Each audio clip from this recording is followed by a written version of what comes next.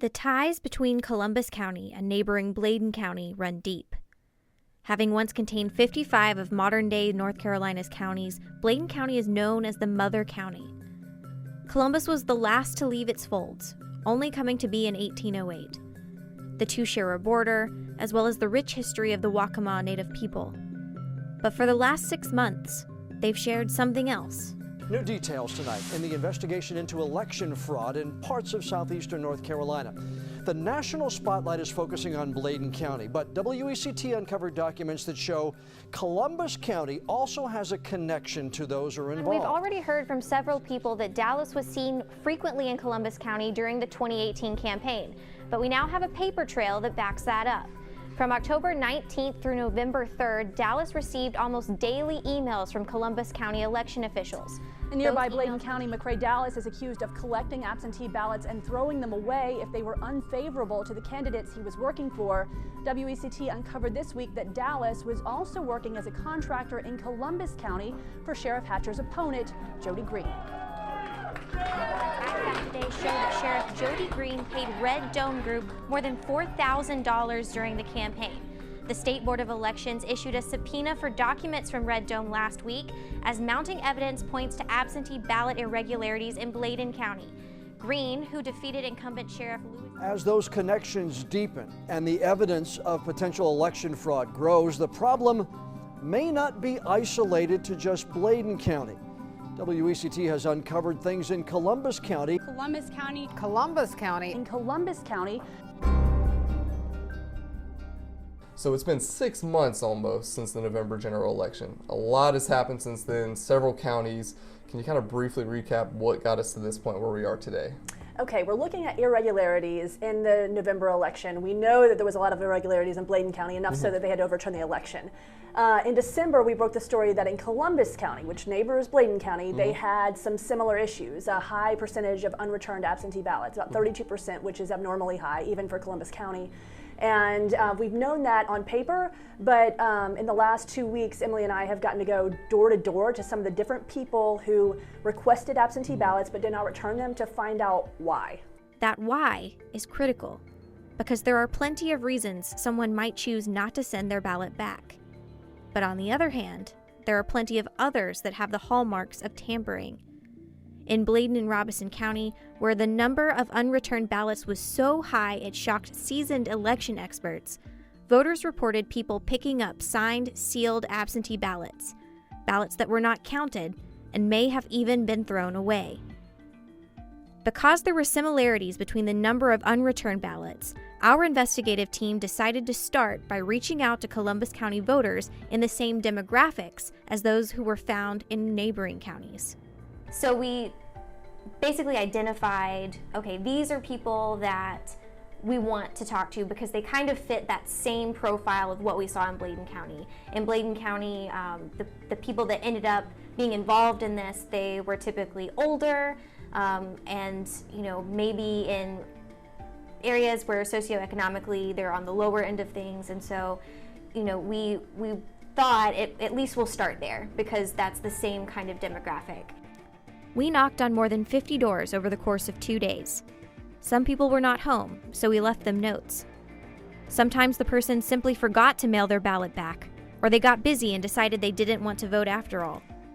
But only a few addresses into our list, a pattern began to emerge. Actually, that moment really came when we knocked on a door, someone let us in, we were talking with them, they said, oh, someone from Raleigh's already been here asking about this. Right. A state investigator. Right.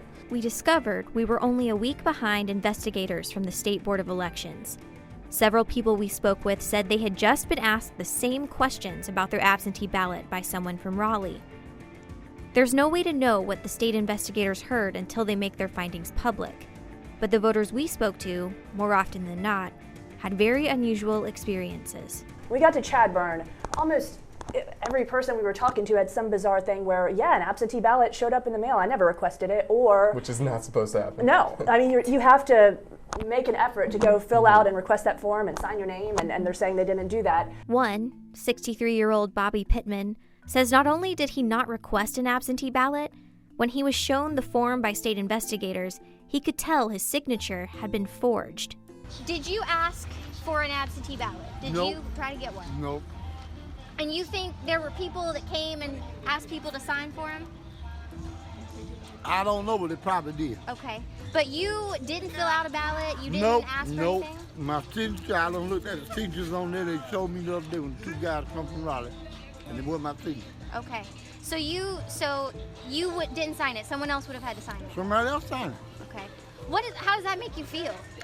It make me feel for my name, 'cause I can't vote, but I was locked up. Would you have voted if you had been able to? Yes, and I would have voted for Happy. Okay. So, but you didn't do any of this. Someone else. No. Okay. Do you know? Did anybody else tell you anything that happened? What did you tell those people from Raleigh the other day? I told them. Same thing I'm telling you, they showed me the papers with the signature and everything, and I showed them my signature wasn't there. Okay. So did they show you a form The that form, the alphabet where you supposed to sign, and then you vote later, they told me all that. I didn't do none of that. said? Okay. Pittman lives on a dead-end, dusty road in Chadburn. 3 other men in his home also received an absentee ballot, but like him, did not return it. Also on that street, a woman says she received a ballot she was not expecting, but did elect to fill it out and send it back to the Board of Elections. Several others told us they received a ballot out of the blue and were suspicious, so they didn't send it back. I don't know, it just came in the mail. I filled it out, didn't feel right with it, so I just went in and voted. What didn't feel right about it?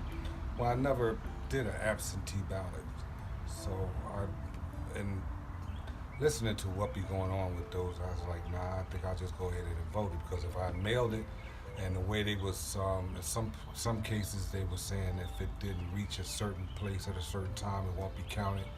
So I was like, well, let me just go ahead and vote. That way I know if I go in it, I ain't gotta worry about it. Because I always thought going in and doing it was better than sending something in. Because there's too many ways for there to be an error, and I didn't want there to be no error. But rogue ballots weren't the only thing we found. Crazier was like a lady that we went to, and we said there's 2 people that requested absentee ballots for this address, and she said those are my daughters, but they haven't lived here in years. They moved to New York, and so they're not even eligible to vote, much more in a local election, much less register and request an absentee ballot. You don't remember them talking to you about, hey, I want to get an absentee ballot, I want to vote? No. Does it, do you find that odd, or what does that make you Yes, think? I do, because them 2 things ain't thinking about no voting for nothing. So you don't think they would care about voting in this election? No, Did they talk about it at all? they didn't even talk about it. If they cared about it, it was because they was walking up and down the street and somebody they know happened to stop them and say it to them. That's the only reason they would even talk about it. Several people who declined to go on camera remembered women coming to their homes in late August or early September, asking them to fill out a form. Some knew this to be the absentee ballot request form. Others were under the impression they were simply registering to vote. If these stories in particular sound familiar, it's because they are indeed very similar to those that came out of Bladen County. When we talked to these voters, it had been 8 or 9 months since these incidents occurred, and that limited what they could remember as far as who these people were and what they looked like. But while they may not have been able to confirm if the same people were working in Columbus County as in Bladen County, others were able to. Did Mr. Dallas, did he have his absentee ballot program going in that Columbus County? It's not in the 9th Congressional District, but did he have an absentee ballot program in Columbus County? My understanding is that he did. Based on what he was asking you to reimburse, did you see evidence of that? Yes, he was working, I believe, with, yes, I believe he was doing that. I believe he was doing that. I wasn't, I wasn't talking to him on a daily basis about that campaign. He was supposed to be collecting absentee ballots in Columbus for Representative Jones and Mr. Green. And collecting absentee ballot requests. Right. Yates' interjection correcting himself is important. Collecting request forms is legal. Collecting ballots, on the other hand, is a felony in North Carolina. Strack goes on to ask Yates if, when Dallas would call him to get reimbursed, if he would specify which county. Yates says yes, and that the closer the election got, Dallas was still asking to be reimbursed for work in Columbus County. What Yates says he didn't know was how many people were working for Dallas. He would just tell me the number of ballots like everywhere else. Everywhere else meaning Bladen and Robeson counties. Strack questioned Yates about Columbus County for only about 2.5 minutes, but his answers may explain some of the experiences voters in places like Chadbourn had. And Yates isn't the only one to have confirmed that McCrae Dallas was working in Columbus County. Jody Green himself told us by phone in early December that Dallas was working for his campaign, though he downplayed the significance. But even beyond the personal testimony and those directly involved saying that Dallas and his team were active in Columbus County, there's a paper trail as well. And so as part of this, you guys actually received copies of these absentee ballot request forms that, bore some striking resemblances. And we're not handwriting experts, but just visually you can see these are very similar. They're writing even just general the same way. Right. They were all signed, the signatures have been redacted, the state board redacted those, but they were all signed on the same day. And they filled the same pattern. On those forms, there are optional boxes. You don't have to put your phone number. You don't have to put an email address. Every single one of those in that group, the same boxes were filled out. It was the same date by what appears to be either the same or very similar handwriting. As we were working on this investigation, the State Board of Elections called a hearing in the contested election between Jody Green and Lewis Hatcher.